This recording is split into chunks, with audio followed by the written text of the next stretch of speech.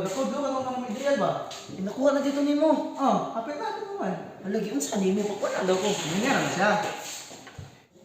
So, for further explanation or para makasabot ka, yan na siya. Ang example is ang programming environment. So, what is a programming environment?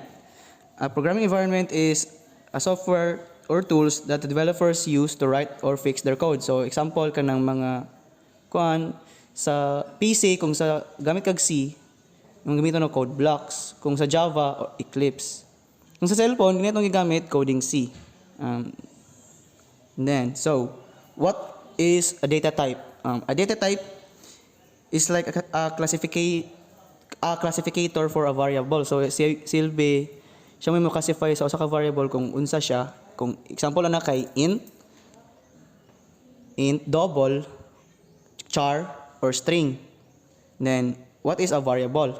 A variable is like, imagine a container, then you put something in it. It's like, in our code, we have a variable called goal and counter. So, example, atong counter is a container, and then giset na to og variable value nga 0. And then atong goal, gibutan na to og 50.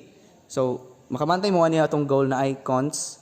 Muni ang tawag nga constant. Ang constant nga variable, constant is like unchanging label. So, ang ganang constant nga variable, butangan mo na siya value nga 50. Bisag unsa ni mo nagkuan sa imong code, imo nang i-plusan or minusan, di gyud mo usab 50 ra gyud na siya.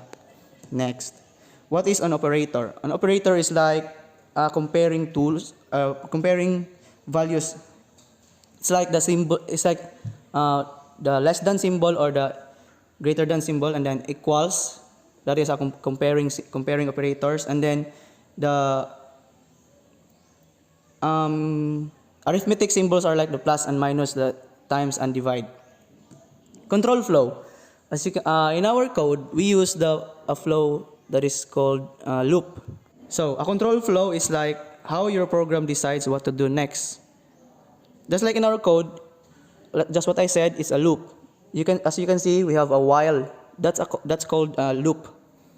The executable code.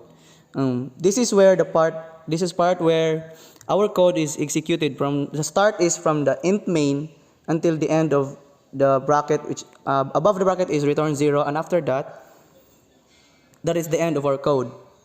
It's like inside the int main, that's where your program starts, and that's where the computer runs your program.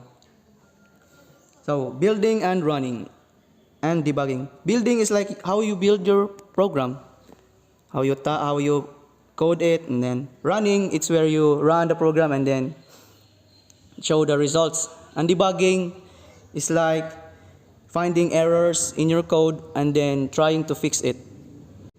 Okay, Jong. Mao din Jong, nakasabot na ko, Jong. Ato na ning i-submit, Jong.